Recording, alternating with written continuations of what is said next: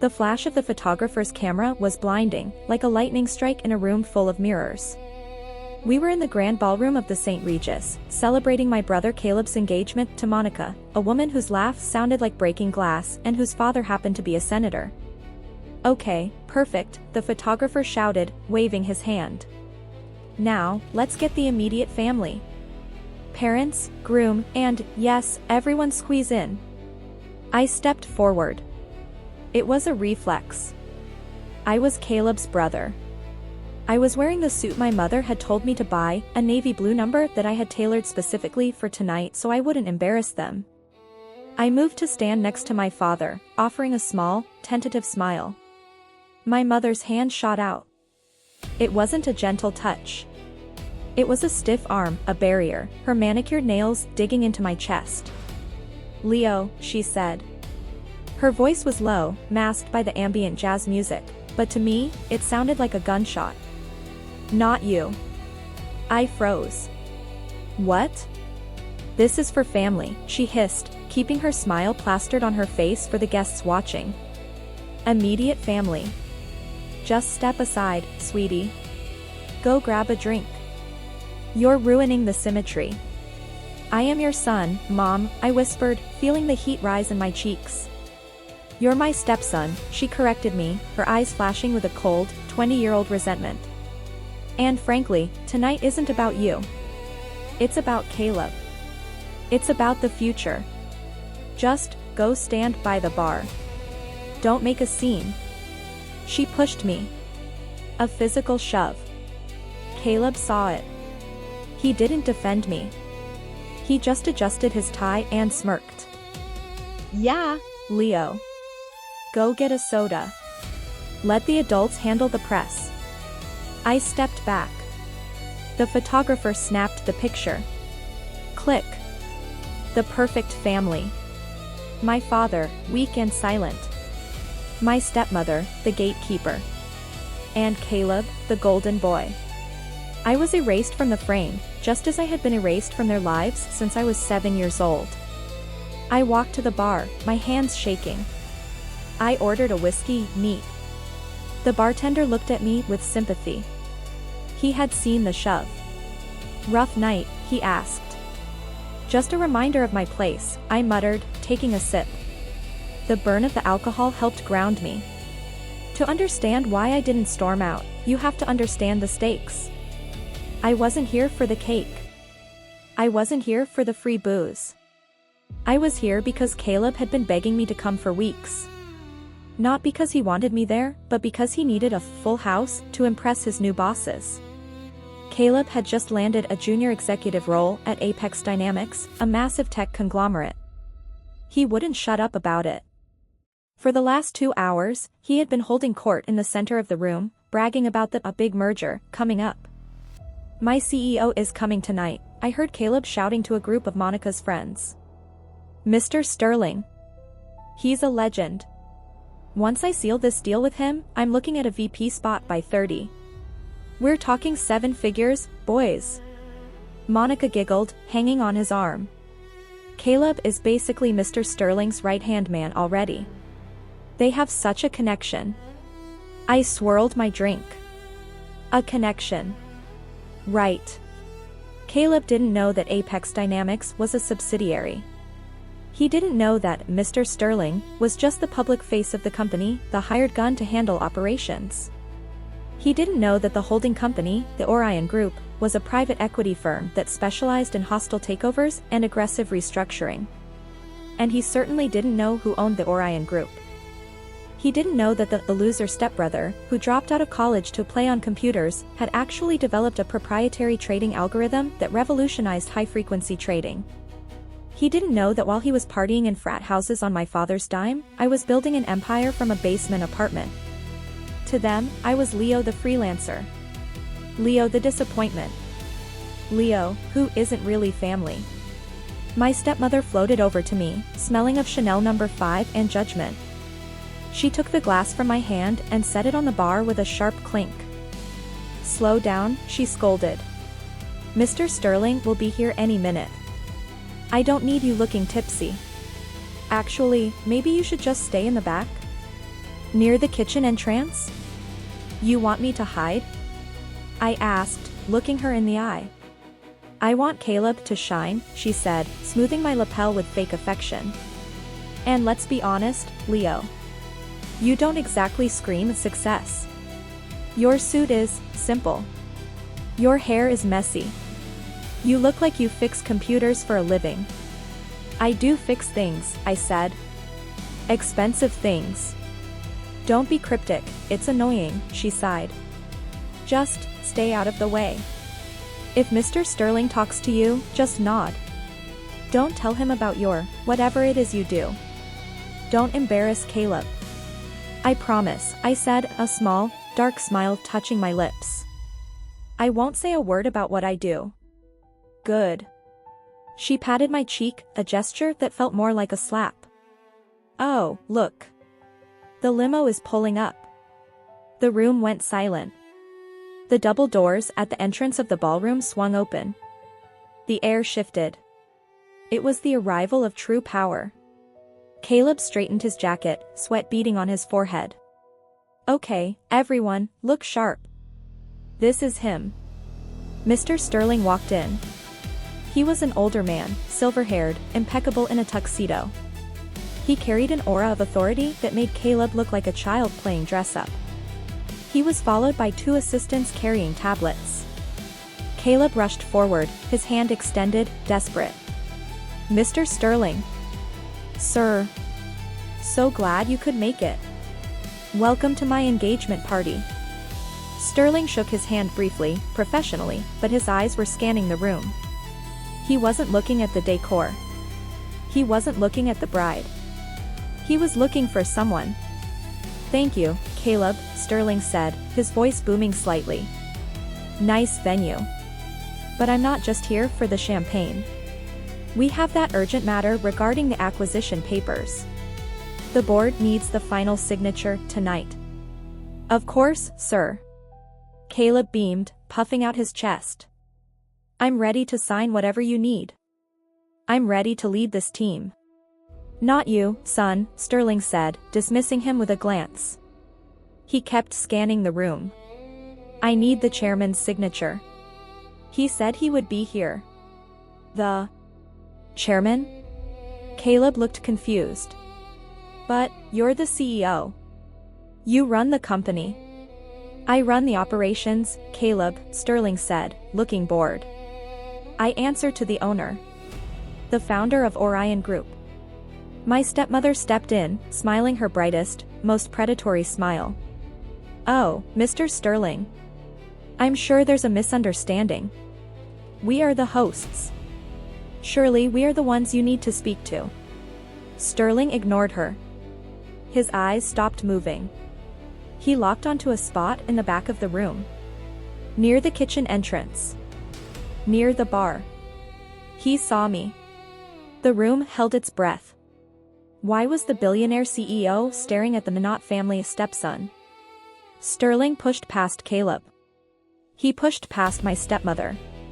He walked straight across the dance floor, ignoring the waiters, ignoring the senator, ignoring the bride. He walked right up to me. I took a sip of my whiskey and set the glass down. Sterling stopped 2 feet in front of me. He bowed his head. A gesture of total deference. Good evening, sir, Sterling said, loud enough for the microphone on the stage to pick up. I apologize for the interruption on a family night. But the Tokyo markets are opening, and we need your authorization. He held out a gold pen. Waiting on you, boss. For 10 seconds, the only sound in the St. Regis ballroom was the hum of the air conditioning and the distant clatter of a fork dropping onto a plate. Boss? Caleb repeated the word as if it were a foreign language he couldn't quite translate. He laughed, a nervous, high-pitched sound that cracked in the silence. Mr. Sterling, you have a great sense of humor. Seriously. That's a good one. Leo? The boss. Caleb walked over and tried to put a hand on Sterling's shoulder, a gesture of familiarity that was instantly rebuffed. Sterling took a sharp step back, his eyes narrowing. Do not touch me, Mr. Vance, Sterling said, his voice dropping to a frosty temperature. And I am not known for my humor. But Caleb gestured wildly at me. It's Leo. He's my stepbrother. Look at him. He fixes laptops. He lives in a basement. You can't possibly mean he's your boss. I live in a basement, I corrected him calmly, taking the gold pen from Sterling's hand. Because the server cooling system for my private data center requires subground temperatures. It's not an apartment, Caleb. It's a fortress. I uncapped the pen. The click echoed loudly. Mr. Sterling, I said, ignoring my brother. Is this the merger agreement with Valkyrie Systems? Yes, sir, Sterling nodded, holding out the tablet for me to use as a surface. The board is waiting for the timestamp. I signed the document. Leo J. Vance. The signature was sweeping, confident. Done, I said, handing the pen back. Tell Tokyo to proceed with the acquisition. And freeze the assets of the Valkyrie CEO until the audit is complete. Understood, sir. Sterling tapped his earpiece and whispered a command. My stepmother, who had been frozen with her mouth slightly open, suddenly snapped back to life. Her survival instinct kicked in. She rushed forward, pushing Caleb aside, her face rearranging itself into a mask of adoration. Leo, she gasped, reaching for my arm. Oh my goodness. You own the company? Why didn't you say anything? We had no idea. We are so proud of you. She looked at the crowd, beaming. Everyone. Did you hear? My son, well, our Leo, is the owner of Orion Group. Can you believe it? Talent runs in the family. I looked at her hand on my arm. The same hand that had shoved me 5 minutes ago. Please remove your hand, I said. My voice wasn't loud, but it was absolute. She flinched as if burned. Leo, sweetie, don't be like that. We're family. This is a celebration. Family? I asked, raising an eyebrow. 5 minutes ago, I was ruining the symmetry. 5 minutes ago, I was told to stand by the kitchen entrance so I wouldn't embarrass the real family. I turned to the photographer, who was still standing there, camera lowered, looking confused. Hey, camera guy, I called out. Yes, sir, the photographer stammered. Did you delete that first photo? The one where I was pushed out of the frame? No, sir. It's on the memory card.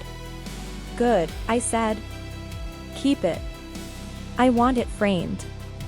I'm going to hang it in the corporate lobby. Title it, The Reason I Work Harder. My father finally spoke. He stepped out from behind my stepmother, looking pale and small. Leo, son. Is this true? You own Caleb's company? I own the parent company, Dad, I explained. Which means I own Caleb's company. And the bank that holds the mortgage on your house. And, coincidentally, the hospitality group that manages this hotel. I looked around the ballroom. The guests were whispering furiously. The senator, Monica's father, was looking at me with newfound interest, sipping his drink. Now, I said, turning my attention to Caleb. He looked like he was going to vomit. His face was gray. Let's talk about why Mr. Sterling is really here. He's here for the merger. Caleb shouted, trying to regain control. He said so. And to celebrate my engagement. I'm the junior executive. I'm the rising star. You're a liability, Caleb, Sterling interrupted, his voice cutting through the room. Caleb froze. What? I didn't come here just for the signature, Sterling said, glancing at me for permission. I nodded. I came here because the chairman, Leo, flagged a series of irregularities in your quarterly reports. Irregularities? Caleb laughed nervously. That's just accounting noise. I can explain all of that on Monday. You won't be here on Monday, I said. I took the tablet from Sterling and swiped the screen. A graph appeared. I held it up for Caleb to see. This is your department's spending, I said. And this is the actual output. There's a discrepancy of $200,000 over 6 months. Client entertainment, consulting fees, travel expenses. I looked at Monica, his fiancée. She was staring at the floor. Funny thing, I continued. Most of those travel expenses coincide with weekends in Cabo and Paris. Dates on the receipts match the dates on Monica's Instagram posts. The room gasped. The senator put his drink down hard. You stalked me? Caleb stammered. I audited you, I corrected. I audit all my employees. Especially the ones who claim to be rising stars but are actually just burning company cash to fund a lifestyle they can't afford. It was an advance. Caleb screamed, sweat pouring down his face. I was going to pay it back with my bonus. The bonus I was promised. You don't get a bonus for stealing, Caleb, I said. Leo, please, my stepmother intervened, her voice trembling. Don't do this here. Not in front of the senator. Not in front of Monica. We can discuss this at home. We're family. You wouldn't destroy your brother's life over a misunderstanding. A misunderstanding? I laughed. Mom, do you remember my 16th birthday? She blinked. What? My 16th birthday, I repeated. You accused me of stealing $20 from your purse. You called the police. You had them search my room while the neighbors watched. You told the officers, once a thief, always a thief. Remember that? She went pale. I was trying to teach you a lesson. And you did, I nodded. You taught me that reputation is everything. And you taught me to keep receipts. I turned back to Caleb. So, here is the situation, I said. You embezzled company funds. That is cause for immediate termination and legal action. Mr. Sterling has the paperwork ready. Sterling pulled a document from his jacket. It wasn't a merger agreement. It was a termination notice. However, I added, pausing for effect. I am a benevolent boss. I am willing to offer you a deal. Because, as you keep reminding me, we are a family at all. Caleb looked up, hope flickering in his eyes. A deal? Yes. Anything, Leo. I'll pay it back. Just don't fire me. Don't ruin this night. I won't fire you, I said. Yet. I pointed to the bar. The bartender is short-staffed tonight, I said. And we have a lot of thirsty guests. If you want to keep your job and stay out of jail for fraud, you will take off that jacket, put on an apron, and you will serve drinks for the rest of the night. Every tip you make goes toward repaying the debt. You want me to be a waiter? Caleb whispered, horrified. At my own engagement party? No, I said coldly. I want you to be useful. For the first time in your life. I looked at Monica. And Monica? I asked. She looked up, terrified. The engagement ring, I said. Caleb put it on the company credit card. It's technically company property. Unless he pays for it tonight. I'm going to need it back. The silence in the ballroom was so thick you could choke on it. All eyes were on Caleb. He stood there, trembling, looking from me to his fiancée, then to his mother, and finally to the exit. He realized there was no exit.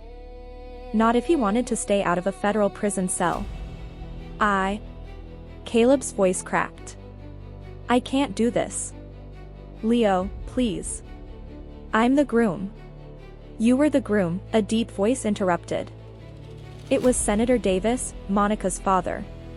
He stepped forward, his face flushed with the kind of controlled rage that ends careers. He didn't look at Caleb. He looked at his daughter. Monica, the senator said, his voice flat. Give Mr. Vance the ring. Daddy? Monica squeaked, clutching her hand. But, the wedding is in June. There will be no wedding, the senator stated, adjusting his cufflinks. We are a respectable family. We do not marry into embezzlement. And we certainly do not marry waiters who steal from their own brothers to buy jewelry. He pointed to my hand. Give the ring to the rightful owner. Now. Monica looked at Caleb. For a second, I thought she might fight for him. I thought maybe true love would conquer the audit. But Monica was a survivor, much like my stepmother. She saw the sinking ship, and she wasn't going to drown. She pulled the ring off her finger. It was tight. She had to twist it. Left, right, left. Finally, it popped off. She didn't hand it to Caleb. She walked over and dropped it into my outstretched palm. It felt heavy. Cold. I didn't know, Monica whispered to me, tears welling up in her eyes. I swear, Leo. I didn't know he was a thief. I believe you, I said, pocketing the ring. But you knew he was a bully. And that didn't bother you. She flinched, then turned and ran out of the ballroom, her heels clacking on the marble. The senator gave me a curt nod, a recognition of power, not friendship, and followed her. Caleb watched them go. His future, his connections, his political aspirations, all walking out the door. The apron, Caleb, Sterling said, holding out the black cloth bundle. The bar is getting backed up. Caleb looked at me with pure hatred. But the fear was stronger. Slowly, painfully, he took off his bespoke tuxedo jacket. He folded it clumsily and placed it on a chair. He untied his silk tie. Then, he took the apron. He tied it around his waist. It looked ridiculous over his dress shirt. The golden boy was gone. The servant remained. Get behind the bar, I ordered. Caleb walked behind the bar, head down, avoiding the gaze of his friends, his fraternity brothers, the people he had bragged to for years. What can I get you, sir? Caleb whispered, gripping the counter until his knuckles turned white. I thought about it. I could order champagne. I could order the most expensive scotch on the shelf. A Diet Coke, I said. With plenty of ice. Caleb made the drink. His hands were shaking so bad the ice rattled against the glass. He slid it across the coaster. Thanks, I said, taking a sip. Keep the change. I dropped a single-dollar bill into the tip jar. My stepmother was standing by the stage, weeping silently. My father was sitting on a chair, head in his hands. They didn't try to stop me as I turned to leave. They knew the dynamic had shifted permanently. They were no longer the gatekeepers. They were tenants in a world I now owned. Mr. Sterling, I said, handing my empty glass to a passing waiter. Let's go. We have work to do. Yes, boss. We walked out of the St. Regis, leaving the party in ruins, but finally, perfectly symmetrical. Epilogue, 6 months later. The real estate listing popped up on my laptop screen. For sale, luxury suburban estate. 5 bedrooms. Pool. Motivated sellers. It was my childhood home. The house where I had slept in the basement. The house where I was told I wasn't good enough. My father and stepmother were downsizing. Without Caleb's income, and with the monthly allowance cut off from the company payroll, they couldn't afford the mortgage. Especially not after my bank, adjusted the interest rates to the standard market value instead of the friends and family rate they had enjoyed for years. I clicked buy now. Cash offer. I wasn't going to live there. I was going to bulldoze it. The land was perfect for a community park. A place where kids could play without being told they were ruining the aesthetic. My phone buzzed. It was a notification from Orion Group HR. Employee review, Caleb Vance. Position, Junior Data Entry Clerk, probationary. Performance, adequate. I had kept my word. I didn't fire Caleb. I demoted him. He was currently working in the basement of the corporate headquarters, ironic, I know, doing manual data entry for minimum wage. He was paying off the ring, dollar by dollar. It would take him about 15 years. I closed the laptop and looked out the window of my penthouse. The city was glowing. My phone rang. It was my mother, my stepmother. She called about once a week now. Usually to ask if I was coming to Sunday dinner. Usually to ask if I could help out with a bill. I let it ring. I picked up the framed photo on my desk. It was the one from the engagement party. The one the photographer hadn't deleted. In the center of the frame, Caleb was blurry, looking terrified. My stepmother looked shocked. But on the edge of the frame, sharp and clear, was me. Standing tall. Smiling. I wasn't in the center of their family photo. I was standing apart from it. And finally, I realized that was exactly where I belonged. I swiped the phone to decline. The voicemail icon popped up instantly. I didn't listen to it. I pressed delete. Not family, I whispered to the empty room, raising my coffee cup in a toast. Thank God for that.